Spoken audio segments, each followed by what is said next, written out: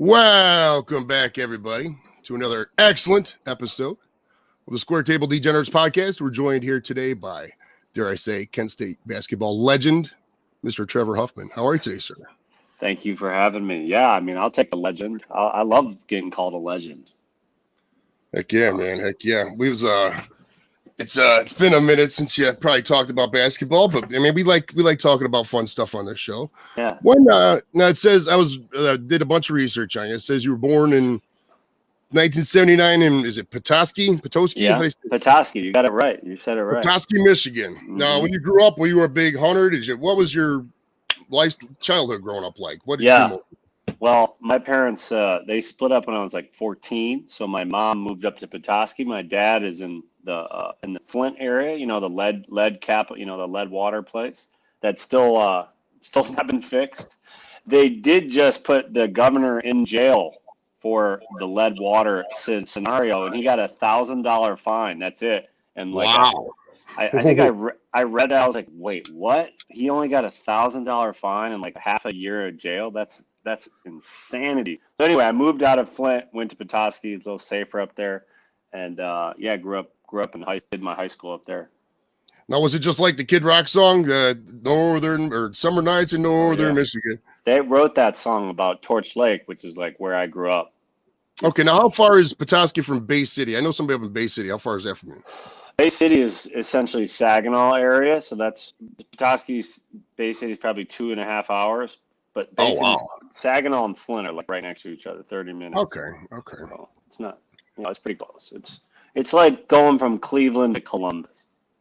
Okay, I got you. Hobo says Petoskey's a great city. Lep TV's in the house. What's up, buddy? Now, when you were growing up in high school, what did you play any other sports besides basketball? What other sports did you play? Yeah, I actually my first kind of love. I thought I wanted to play soccer. I wanted to be Pele when I was a little kid. You know, can I swear on this? Oh yeah, you can swear all the fucking want. I was watching World Cup games as a kid and growing up playing AYSO, so I always thought, man, I'm gonna be a soccer player. I'm gonna be a soccer player.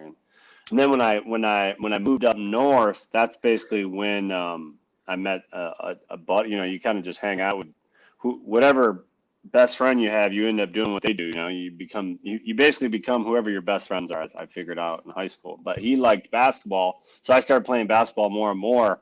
But I ended up winning a state championship in soccer. And I didn't even care about it. I didn't even want to win. I was like, who cares about this? And that's the only state championship I ever got was in soccer. So.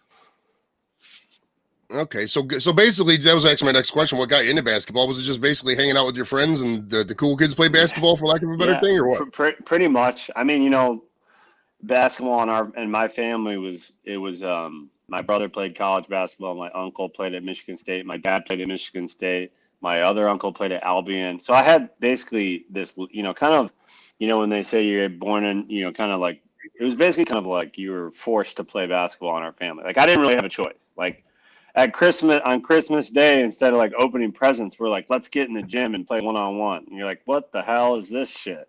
Like, I just want to open some presents, Dad. And no, my dad, he was pretty intense, and my whole family was intense with basketball. We did not mess around. Like blood, no hard, no foul, none of this entitlement crap that you see today with all the kids, soft parents whining about complaining. My dad would be like, "Great call, ref.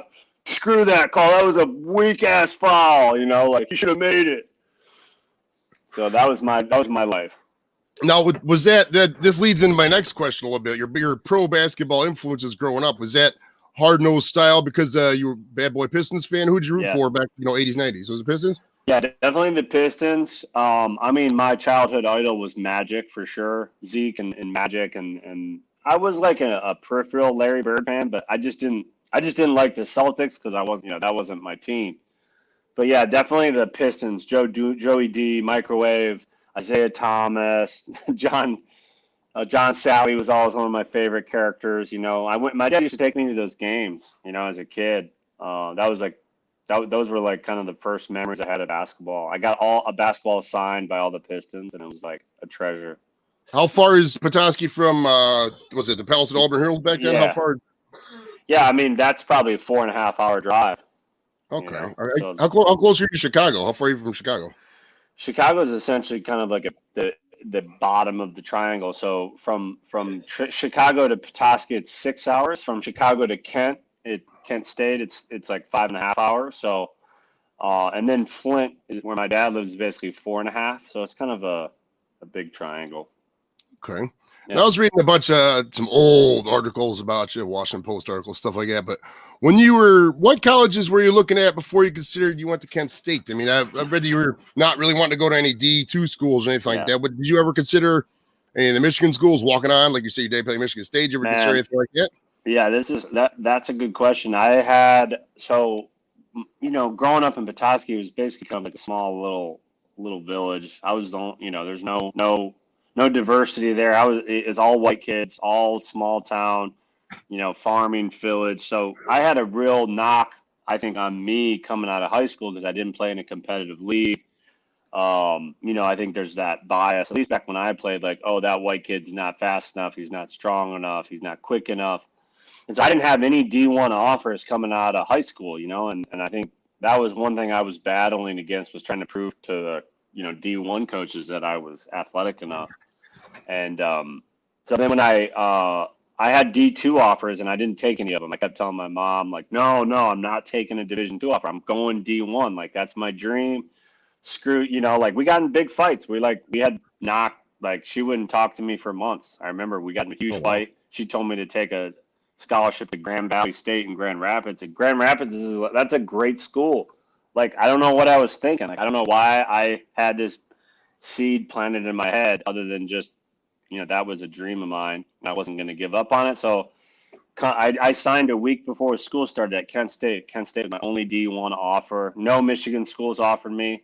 None of them gave me any walk-on opportunities. They basically just were like, yeah, you're not good enough.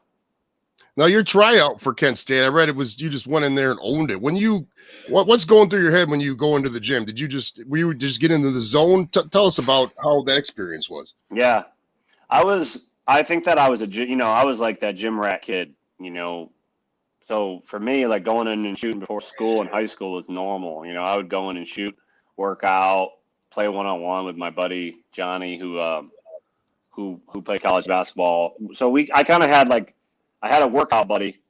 Hold on, I don't want my phone to die, Joe. There we go.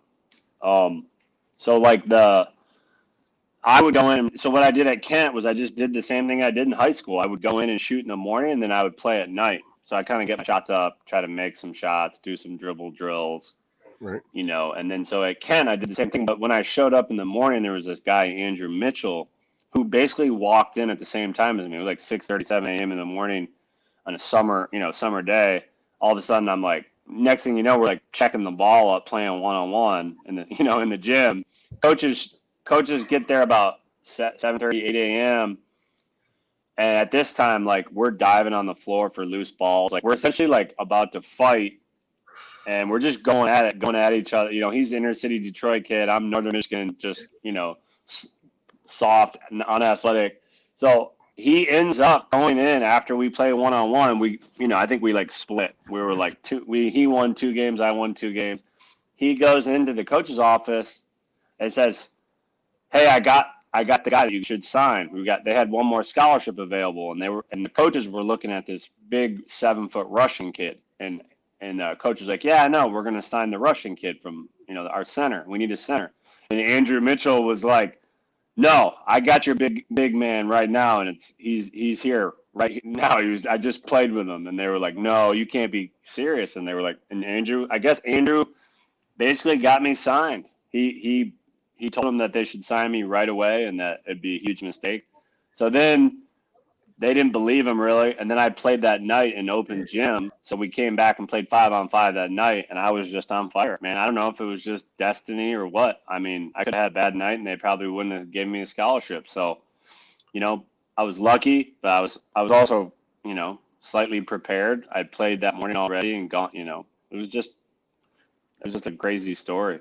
How did they notify you? Did Andrew Mitchell tell you, or who told you first that you actually got the scholarship? No, Coach Waters called me. Gary Waters was the coach, and he called me, and he's like, come on now, sucker. we can't have no sucker soft players coming now into our program now. You ain't gonna do that now, right? And I'm like, Coach, I promise you, I'll be the man. I will do everything I can. You know, it was freaking hilarious. I had to like sell myself. Whatever. Do you know what happened to the Russian guy? Yeah, I think he sucked. He's like an Estonian. Didn't even play. And I don't know. I honestly never knew his name, and I wonder if it was a guy that we signed another guy from Russia the next year, and he just wasn't very good. He was trash. Rome Rush is in the house. What's up, Rome? Now, your freshman year, you go into Kent. Did you stay on campus or off campus? Oh yeah, I had a guy, Randy Foster, I think. So I signed I signed a week before school started, so they were rushing around.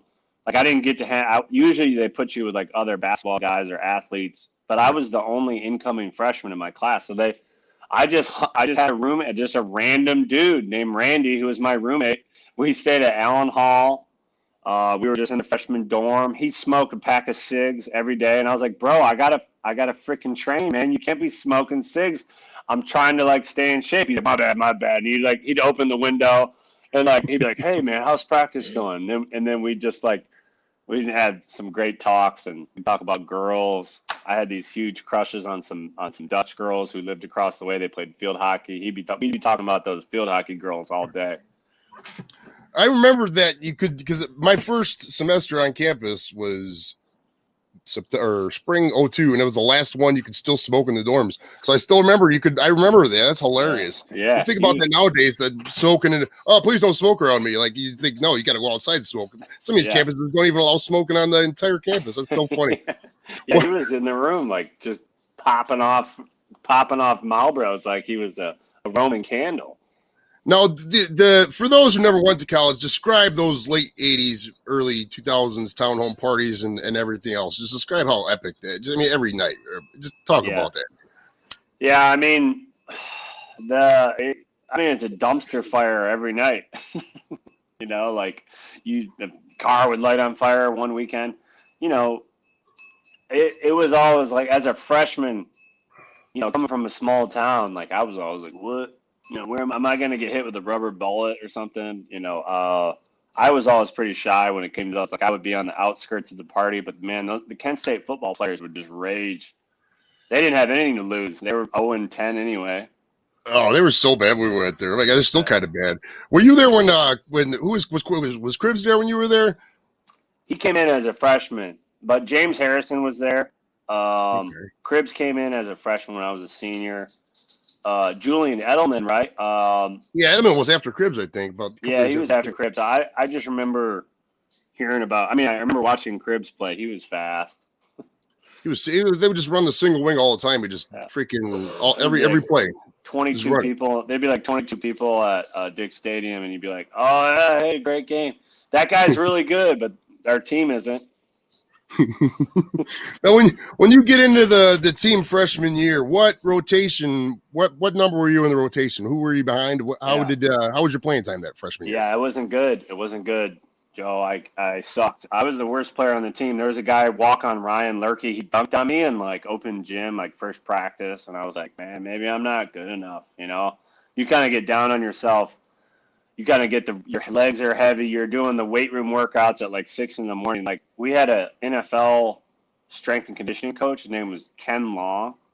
This dude, he actually kind of looks like you, Joe. He scares the shit out of you. He's like intimidating. He threw a 45-pound plate at the mirror like a frisbee one time because we were messing around. Oh, jeez. And I was like, oh boy, I'm gonna work really hard for this guy. And so, you know, we were all trying to get to the 300-pound club on bench. You know, the 450 pounds on squat. Like we were animals in there. But then you had to go play basketball with Gary Waters. His practices were 4 hours long, legit 4 hours. There was no like rule. I'm sure there was a rule on like you can't be in the gym for more than 3 hours, but no. Like back then it was like you could smoke in the dorms, you could be in the gym for 4 hours too. And that's exactly what we did. So it was tough. That first year I remember thinking, man, I'm not good enough. And I came into the season last man to come off any scrimmage, any game. Like I was lucky to get in. But I remember that the first game that I played okay, we had like an exhibition game. We were blowing them out, you know. Mhm. It was like some Croatian all-star team, and so of course they got to let me in, you know, slow white Trevor in, let Trevor in the game, and so I get in there and I'm like, man, you know, like when that switch turns on, when the adrenaline hits, it's different than practice, you know. All Like right. I was always a gamer in high school, you know. I got to the state semis, got to the Final Four. Like I felt like I was a winner, you know. So I knew how to win, and so yeah, I think it just like that clicks, you know, when you get in that scenario. And I just remember I didn't get in until the second half. I had 17 points in the second half, I think. And you Nice. know, like at that point, okay, maybe Trevor should get maybe he should get some more minutes. I don't know. So again, I didn't play many minutes. I probably played 8 minutes. He'd give me, you know, spot minutes from time to time. And then we were at a Christmas tournament. We were playing Maryland, Baltimore, Maryland, and they had this little All-American little point guard. They were beating us by 20 at halftime. Ed Marvell, all the seniors were like, nobody really cared. There's nobody in the crowd, nobody in the stands because it was a Christmas tournament, nobody there. And so Coach was like, oh, damn it, y'all playing like suckers. I'm going to take y'all out. Trevor, you start in the second half. And, like, I lit up, like, you know, like, oh, shit, this is my time. Get me in, baby. Like, I didn't care what anybody was saying. Like, I'm going out balling. And I came out and got in. I think I had best shooting night of my life. You know, me and Nate Mears was the shooting guard. He came off the bench. He started me and Nate in the second half, and we rattled off. I mean, I probably had 23 in the half. Nate had 19 or something. He hit a game-winning three. I passed it to him. I drove and kicked it to him in the corner. We win the game, and that like completely catapulted me, you know, into minutes. You know, from that point on, like I was in the rotation no matter what.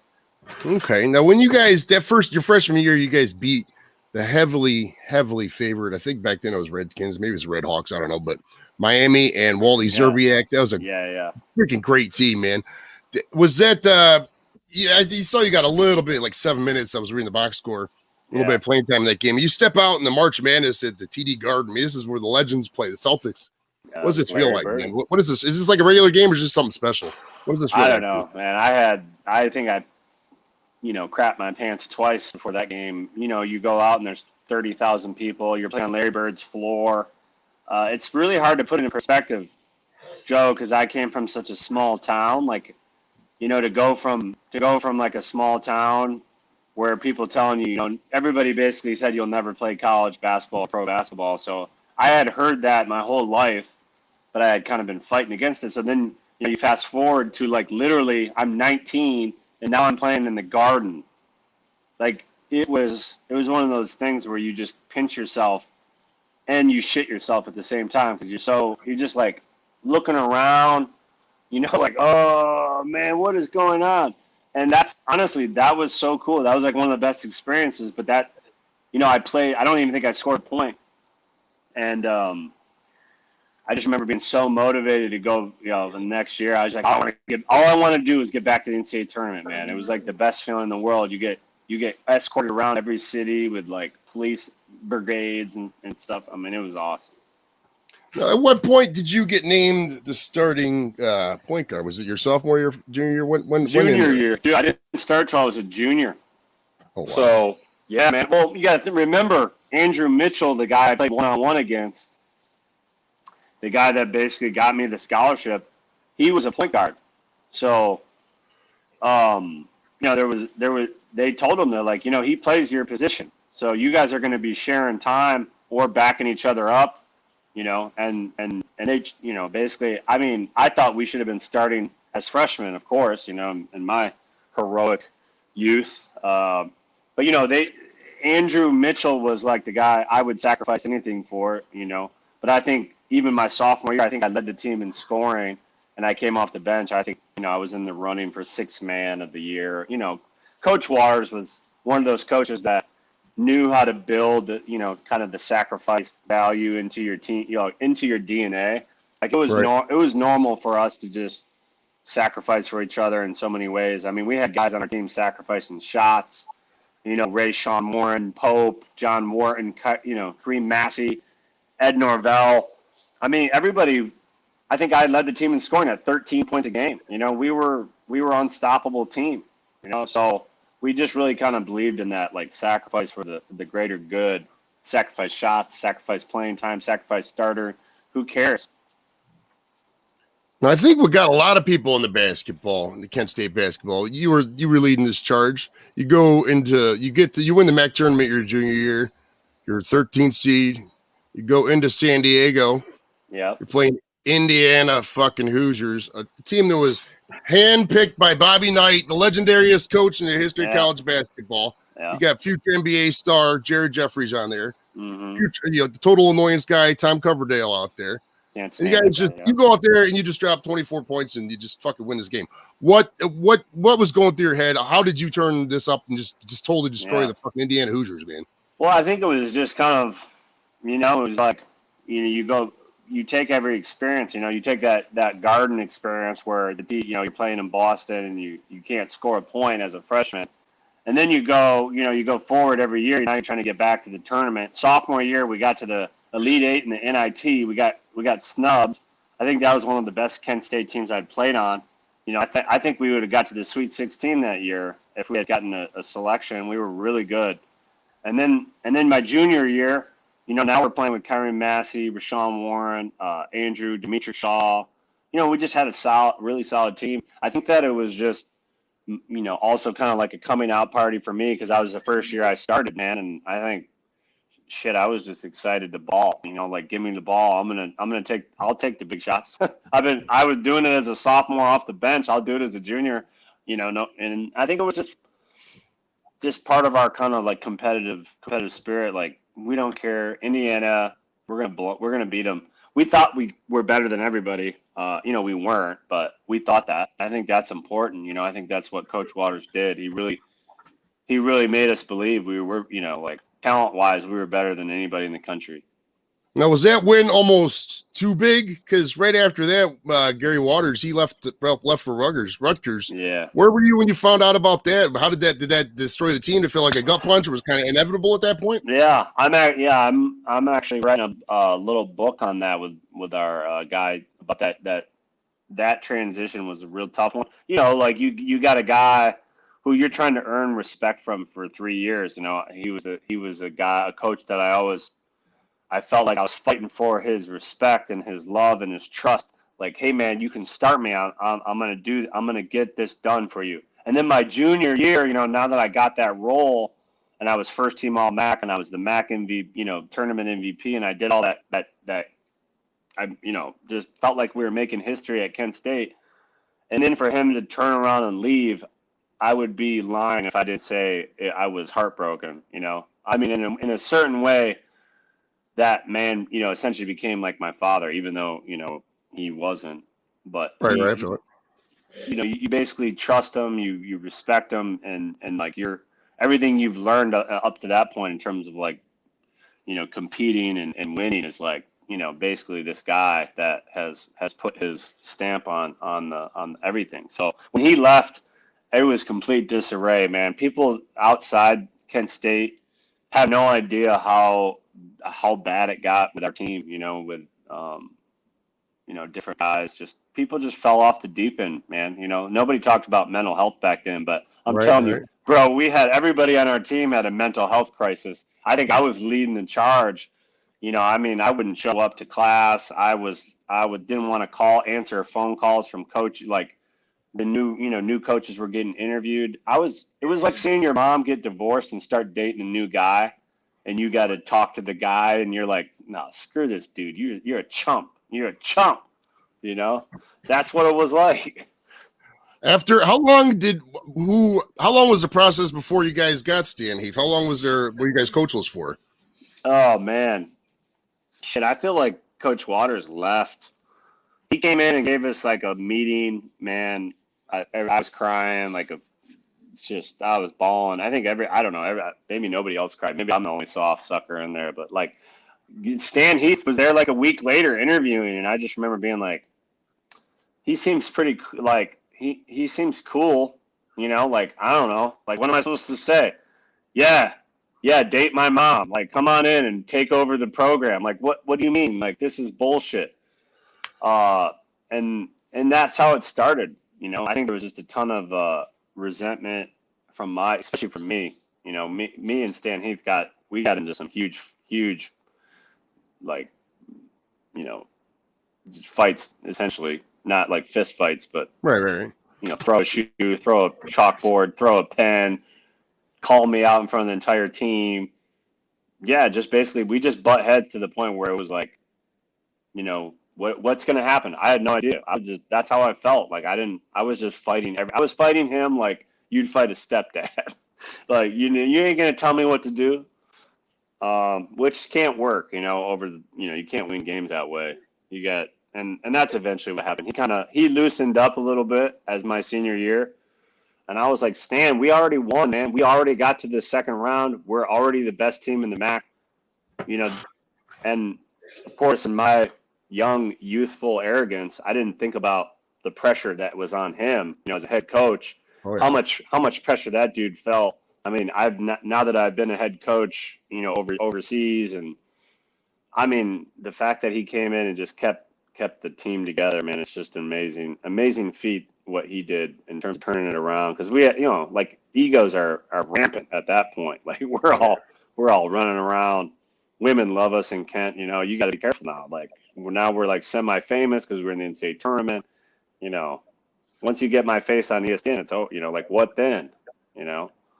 At what point did you guys? Did Antonio Gates come on that your senior year? Yeah. So he came in my senior year, and that was weird because we had just now he was such a good player. He's gonna, it was like it's almost like going from Kyrie. Okay, obviously we're poor man Kyrie and KD here, but Andrew Mitchell and I were leading the team in scoring. I think I was averaging like 18, 19 a game as a junior, right? Now you bring in Antonio Gates, who's legitimately he's the most talented guy on the team, like in terms of like raw athleticism, talent. He couldn't shoot a three, but he could dunk, rebound, post up, pass. So he averaged, now we have three guys. So now you go from, like a big two. Now you got to add a third guy. Who's going to be the third guy? Is it going to be me? Is it going to be Andrew? Is it going to be Antonio, who's probably the most talented guy? So that was kind of a big transition. And that was, and Antonio was just not part of our culture. He faked a heart attack his first conditioning practice. Like, he was like, Really? I'm done. He like, Antonio, you ran one suicide, bro. You're softer than butter on a hot day. You can't, like, get your ass up. Like, I remember we all were yelling at him, like, no, that's not how we roll here. So he had to join our culture, which I think was important, even though he faked a heart attack multiple times. That's so Man. fucking random. That's so funny. At what point did you guys notice the streak, and did you really start to gel when you were a senior? Because you guys just went on a rampage. That's why I started really noticing it too. Yeah, I mean, yeah, that first, I think we were 3-4, 4-4. We lost to Youngstown State at Youngstown. That was a low point. And then Buffalo, we would have been undefeated if Demetri Shaw hadn't tried to throw the ball off Buffalo. Lewis Campbell. This is how crazy my brain is. I remember this play specifically because we're up 1 point in Buffalo, and if we win this game, we're the first undefeated team in MAC history, right? If we continue, if we just won that game, I think we would have done exactly what we did anyways. But Demetric tries to throw the ball off Lewis Campbell's back under our hoop, and we were up 1 to 11 seconds to go. All we got to do is get the ball and bounce. So Shaw, instead of throwing it to me or Andrew or Antonio, he throws it off the guy's back, like, because he's denying the inbounder, he's denying me. And he just turns around. He sees Shaw pass it out of the corner of his eye, turns around, catches it, and lays it in for the win.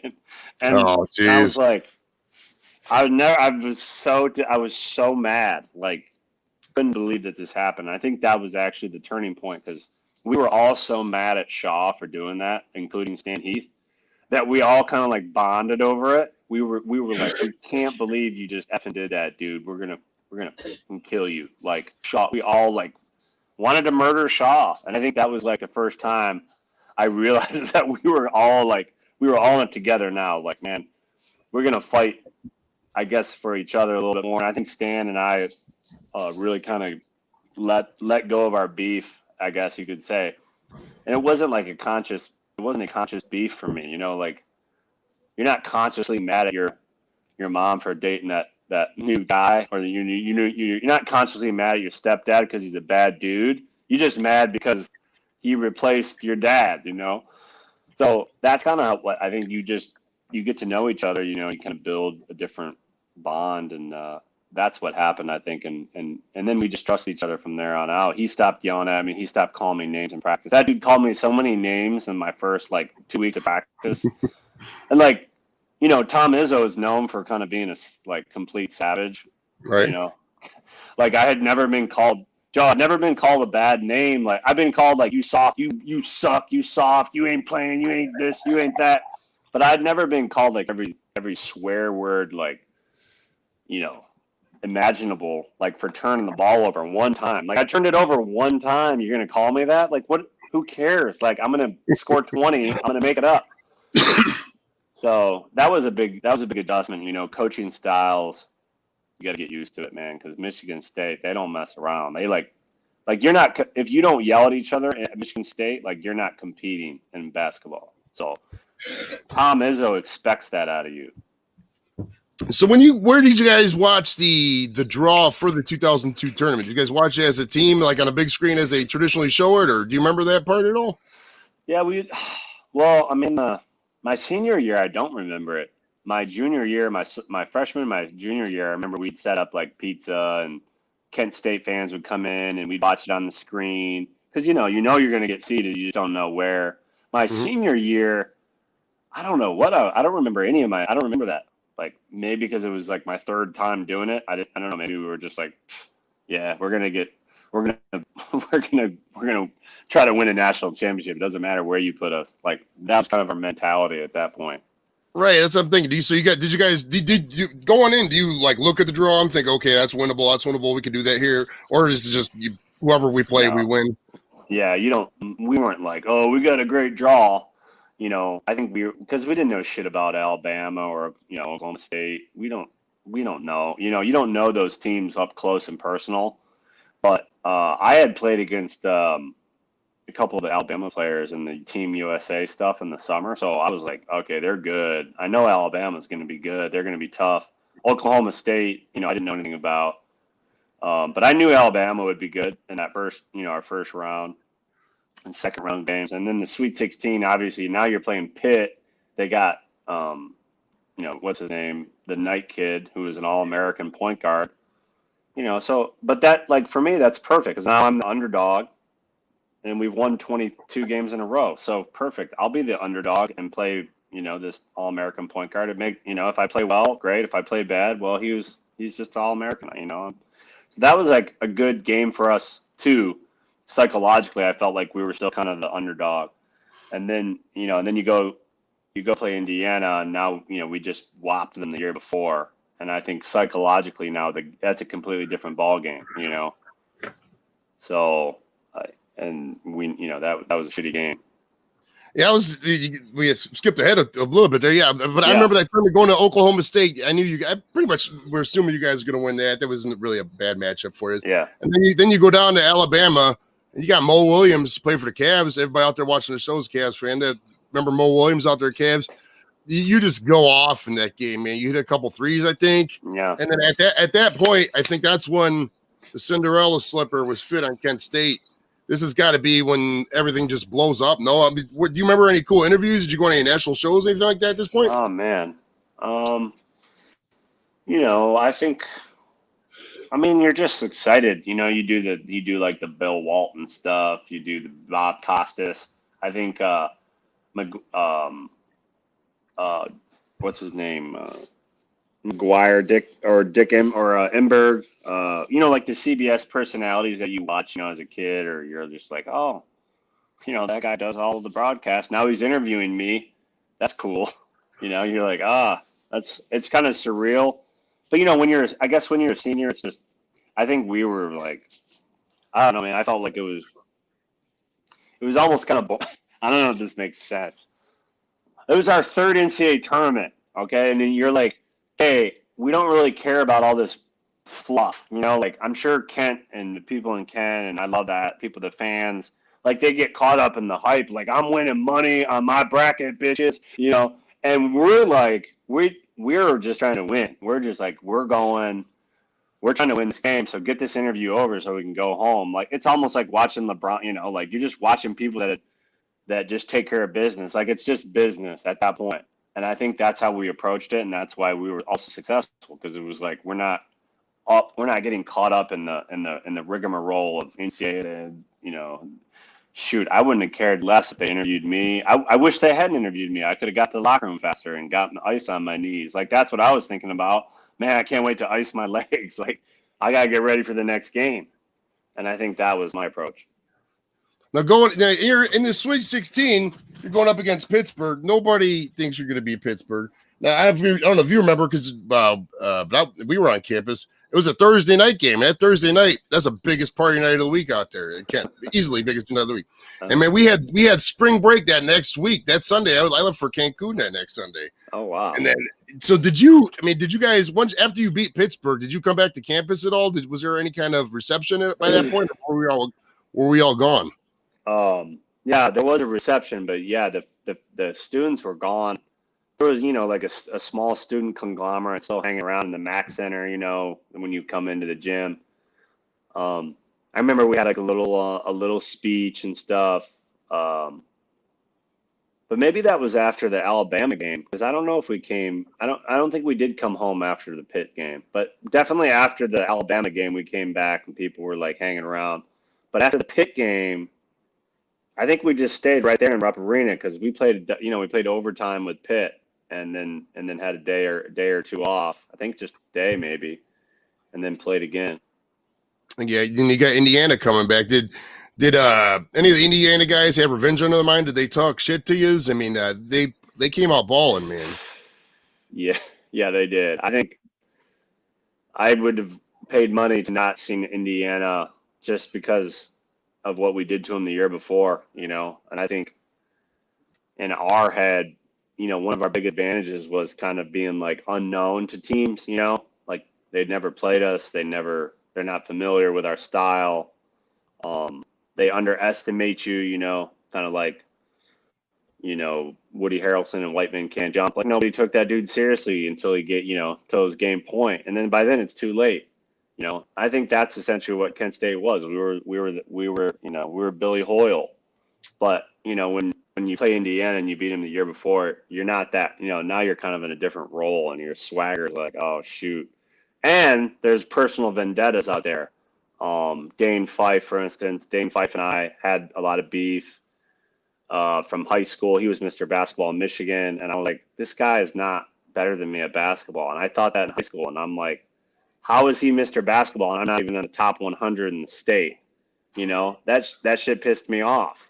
And his dad told, So then there's a story about Dane Fife, and his dad is a legendary coach, and Dane Fife's he's a great player and all that. His dad is a great coach. And my high school coach told me in high school that I'm playing basketball in the summer against Dane Fife. We're scrimmaging their team in high school.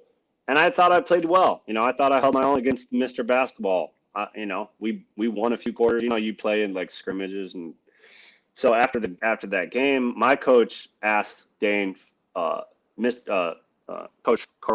Fife of Clarkston, his dad, hey, what level do you think Trevor can play at? And his dad replies, this is where I don't know if it's true. And this is probably why Dane Fife and I, would have a good alley fight. If we just run into each other outside of a sidewalk, we'll just we won't say anything. We'll just start fighting. And this, because we don't know what the truth is, because his dad probably will never fess up to it, or my coach will never fess up to it, because that's how they were. They're so competitive. He said I was a D3 player at best. I'd be lucky to play Division III basketball. And I'm like, okay, that's a little rough. Like, we just beat your son, and we just beat your team, Clarkson. So how the hell are you going to say that? I'm thinking that in my head. But regardless, you're going to come. People get told they're not good enough all the time. I happen to be that kid that was told that by a guy that now I'm playing in the Elite Eight to go to the Final Four. So there, yeah, in my head, I have this narrative about Dane Fife, how I'm better than him and I owe him. But he's also thinking the same thing now. Like, Trevor said this about my dad. This is bullshit. He's lying. So we have this this drama inside the game, inside the story, kind of inside the story. And so that, like, if I could go back in time, I probably would have never mentioned anything. I would have just been like, Dane Fife, you're the best player I've ever played against. Just let him, like, keep building him up, and then just knock the crap out of him, which is what I typically. I prefer the underdog role where, but yeah, that's not how it went down. They hit us hard, and they just kept on hitting us. They almost won the tournament, though. Did that make it a little bit more palatable? Oh, or yeah, at that point, for sure. They were a great team. I mean, they had a great senior led team. Dane to Tom Coverdale. They had great guys off the bench. AJ Moye. Like, everybody hit shots against us, of course. But I think overall they were just a solid team. I don't think they were the most talented guys. Like, Tom Coverdale wasn't that like, if you look at talent, Dane Fife wasn't that talented. I mean, he wasn't putting up numbers. Tom Coverdale wasn't putting up numbers. But Jared Jeffries and just their entire team was so good all around. They were so smart, so they played together so well, and they were all senior led, and that helps a ton. Now, after you graduated, did you go to the NBA Combine at all? Were you invited? Yeah. So I went to Portsmouth NBA Combine, which at that time was like, there was the NBA Combine in Portsmouth, Virginia. So I got to hang out with Jerry West and Jerry Sloan, like Utah Jazz, like all these guys that I used to see, growing up as a kid. Like, whoa, man, that's Kevin McHale and all these big NBA legends. Man, I wish if I could go back in time, that's probably the one thing I would do over again, is how I prepared for that NBA Combine, because nobody, I was the first Kent State player to ever do that. And nobody gave me any guidance on that. So, it's kind of like, I don't know what the hell I'm doing out there. I'm just like not in shape. I didn't train for it. I just showed up, and it's kind of like my senior year ended. I kind of just like stopped shooting for the last 2 weeks, just kind of let my senior year wind out. And then, hey, by the way, Jerry West is going to be scouting you tomorrow. It's kind of weird. So I wish I had done it different. Did you get any tryouts for NBA teams before the draft? Like the Raptors come and throw you in a uniform, see what you did, or what happened there? I got a few tryouts, man. I got to the Knicks. I got to the Atlanta Hawks. So they fly you down there. They give you, they pick you up in a limo. You feel like a king, But it's just a show, really. They're just doing their homework, doing their due diligence. You take some psychological tests. They put you through, you do like, you feel like you're on the Hunger Games or some shit, you're like taking a test, and then they're like interrupt it with a big bell, and they're like, what?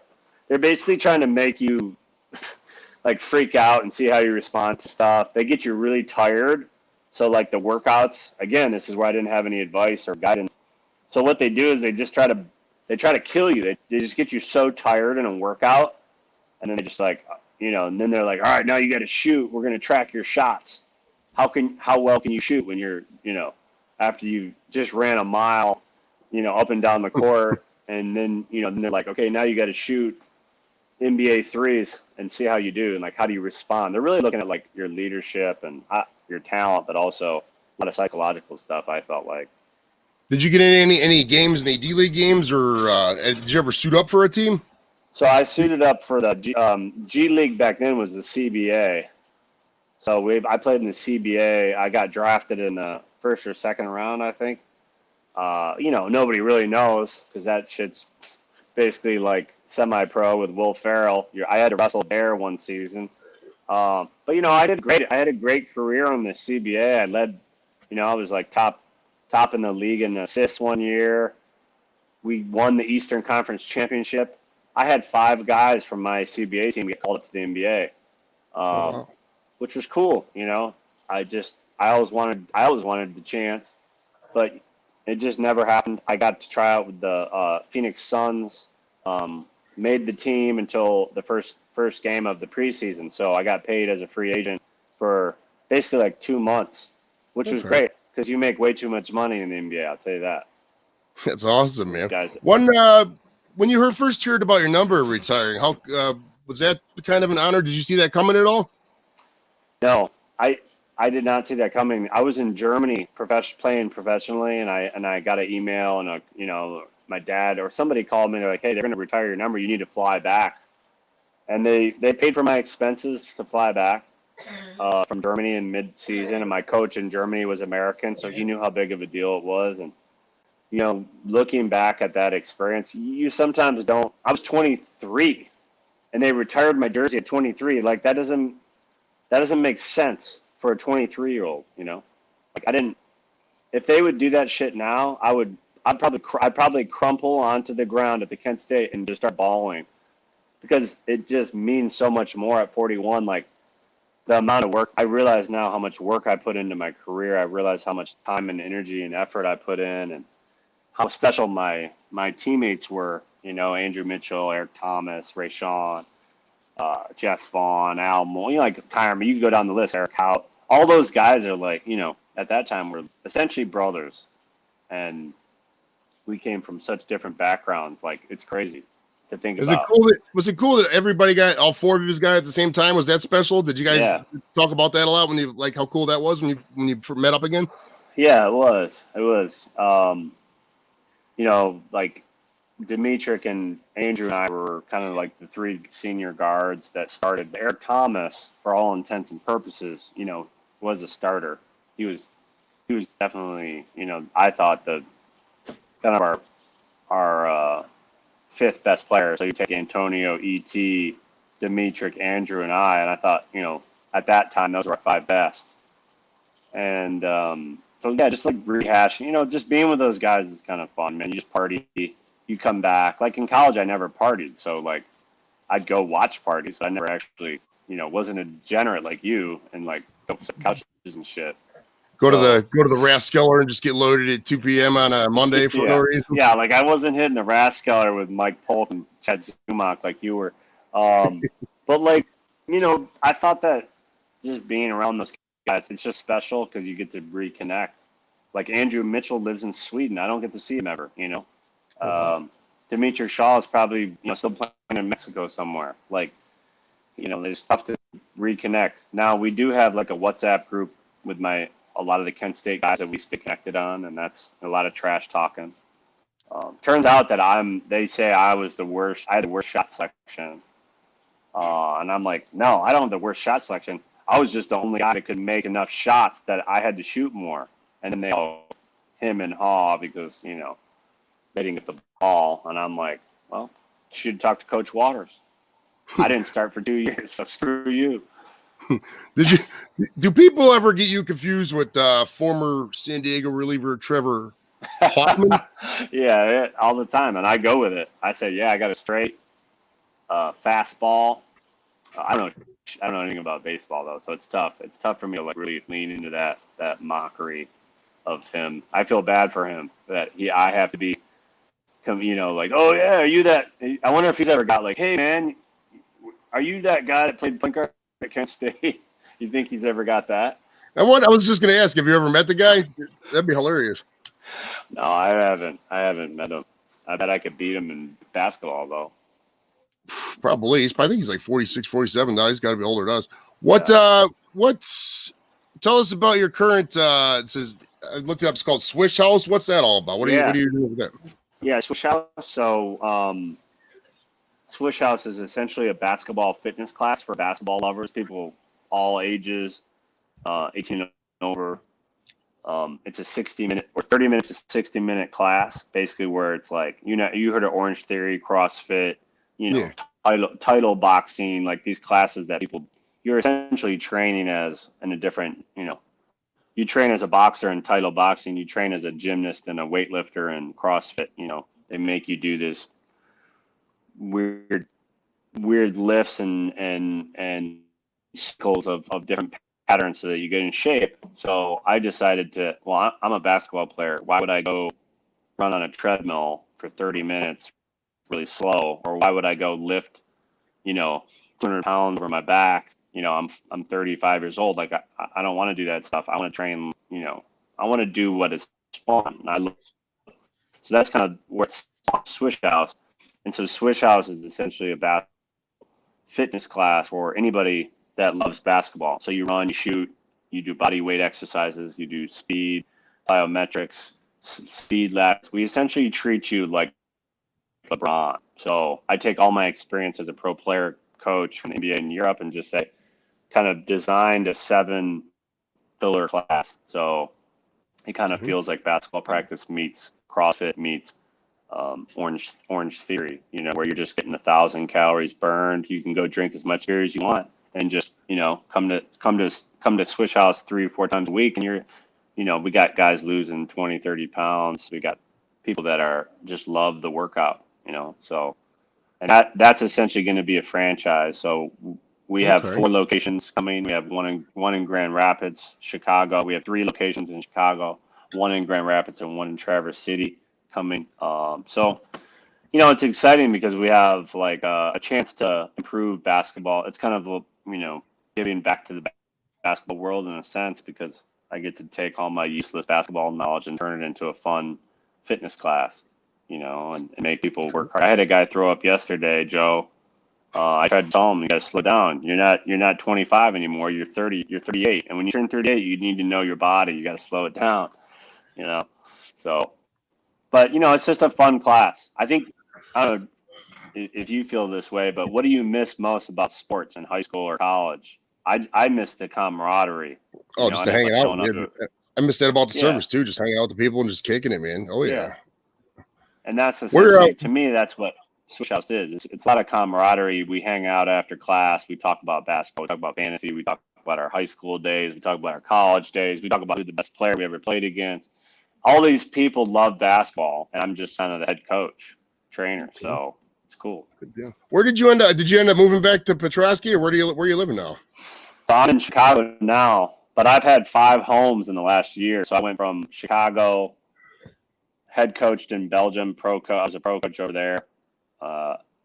COVID hit, came home, back to Michigan, back to Petoskey, like Flint area, where my dad is. And then from there, I met a girl, moved to Vermont, dated a girl out there for 4 or 5 months. We broke up, moved back to Chicago to do Swish House again full time. So now that we're kind of growing pretty fast, so felt like it was a good time to move back and focus on the startup and on business.